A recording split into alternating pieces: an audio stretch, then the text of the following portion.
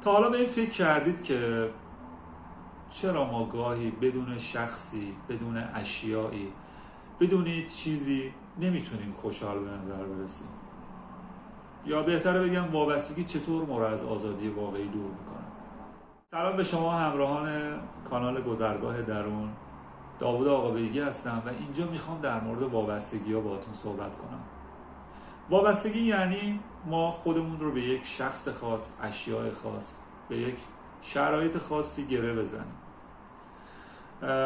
و به طور مثال وابستگی مثل زندانی هستش که ما خودمون رو در اون زندان قرار دادیم و کلیدش هم توی جیبمون هست. ممکنه شما وابستگی به گوشیتون داشته باشید، وابستگی به یک روابط خاصی داشته باشید، وابستگی به یک اشیاء خاصی داشته باشید، وابستگی به یک شخص خاصی داشته باشید و این شما رو از اون آزادی واقعی دور بکنه.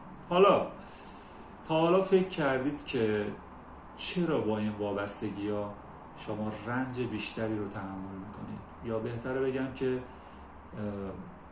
تو یک تنگنا قرار میگیرید، تو یک دلبستگی خاصی قرار میگیرید؟ بهش فکر کردید؟ آزادی چیزی که ما حقمون هست. وابستگی مثل همون تنابی میمونه که ما دور دستامون پیچیدیم. ما آزاد به این دنیا آمدیم، قرار نیستش توی یک زندان قرار بگیریم و باید با این سم مهلک خداحافظی کنیم و بهتره بگم که آزاد شیم. و یک سری شرایط خاصی هست، یک سری چیزهای خاصی هست که باعث میشه ما بتونیم از این وابستگی خلاص بشیم. یک سری راهکارها داره، یک سری اصول داره که ما باید بتونیم این اصول رو به کار ببندیم، چون روابط یا اشخاص خاص یا شرایط کاری خاص اینو داره برای ما دامن میزنه. مادیات، حتی عادتهایی که هست، چیزهایی که هست، ما رو داره این مسیر دور میکنه. در اولین نقطه‌ای که شما قرار میگیرید و دیگه به این فکر میکنی که آقا من میخوام از وابستگی خلاص شم، من میخوام به درون خودم سفر کنم، من میخوام خودم رو پیدا کنم. یکی از چیزهایی که باید شما قبولش داشته باشی که بتونی از وابستگی خلاص بشی، پذیرشه. پذیرش به شما کمک میکنه که بپذیری شرایطو، بپذیری اون چیزی که هست و بیای برای حالا زمانی که شما میخوای به اون اهدافت برسی، به اون چیزی که میخوای برسی، بیای اونا رو دونه دونه روش کار بکنی. وابستگی ها به یک سری مسائل نمیذاره شما از اون مسیری که هست لذت ببری.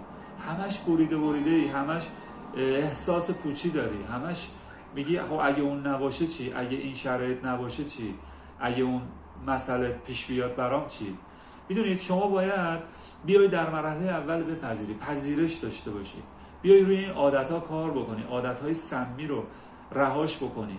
افرادی که دارن بهت ضربه میزنن خودت خبر نداری، توی روابطت، توی رابطه با دوستات، توی روابطت، توی زندگی زناشویی، توی روابطت با هر پارتنرت، حالا هر کی، اینا ممکنه بهت ضربه بزنند و اونا رو باید شناسایی کنی و دیگه اجازه ندی که اون وابستگی باعث بشه تو توی سیکل بدی قرار بگیری که بخوای تحملش کنی، توی رابط بدی رو تحمل بکنی با اون شخص که چون بهش وابستگی داری نمیخوای ازش کناره گیری کنی، نمیخوای ازش دور بشی. به یک اشیاء خاص، مثلا چه میدونم به سیگار اعتیاد داشته باشی، وابستگی داشته باشی، به یک غذایی که باعث میشه که شما برات مضر باشه ولی بهش وابستگی داری، میگی من بدون قهوه نمیتونم، مثلا بدون فلان خوراکی نمیتونم زندگی کنم. باید روی این کار بکنی. میدونی خرابه، میدونی مشکل داره، میدونی این راه اشتباهه و روش نخوای بیای کار بکنی، میدونی برات مضره و دوباره توی همون سیکل اشتباه هر روز تکرارش بکنی به خاطر وابستگی. حالا من در مراحل بعدی، اپیزودهای بعدی حتما اینو بیشتر سعی میکنم بشکافم که ما وابستگیمون نسبت به فرزندمون، نسبت به شخص خاص چه آثاری رو برای ما میتونه به همراه بیاره، چه مسائلی رو میتونه برای ما به وجود بیاره. وقتی خودت میای روی خودت کار میکنی و میای میشینی یه گوشه‌ای روی تنفست کار میکنی، میای روی عزت نفست کار میکنی، میای روی مراقبه و آگاهی بیشتر کار میکنی، میبینی خودت دنیایی هستی برای خودت یک خدایی برای خودت میتونی خلقش کنی، خودت میتونی بهترین ها رو برای خودت خلق کنی و با این وابستگی و با این چیزهایی که الان توی زندگیت داری خودتو به تعیینا میبری، خودتو داری به سختی میکشی، خودتو داری به بیراهه میکشی.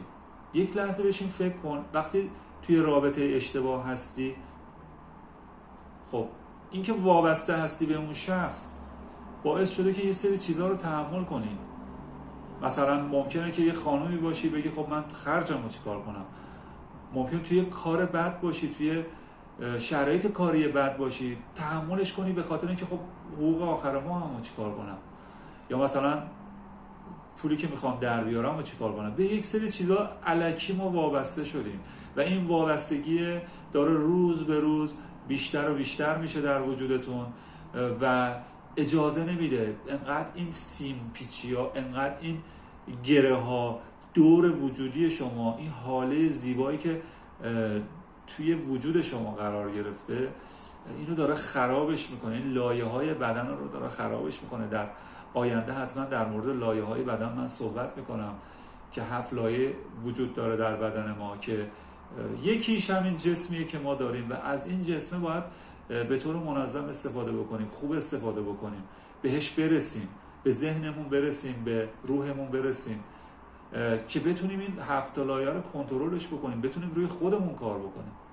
من نمیخوام بیشتر از این وقت شما رو بگیرم یا حالا تایم ویدیو زیاد بشه، فقط تا اینجا بهتون بگم که معنی پذیرش و چیزهایی که حالا مسئله هایی که به وجود میاد، پذیرش، عزت نفس، آگاهی، مدیتیشن، اینا مسئله هایی هستش که شما باید روش کار بکنید که بتونید از این زندانی که درونش قرار گرفتید خودتون رو نجات بده. رهایی از وابستگی اولین قدم به سمت آزادی و آرامشیه که ما تو زندگیمون طلب میکنیم. خب شما را به خدای بزرگ میسپارم و امیدوارم که هر جایی که هستید احساس خوبی داشته باشید، همیشه در آرامش باشید و خدا همیشه نگهدارتون باشه.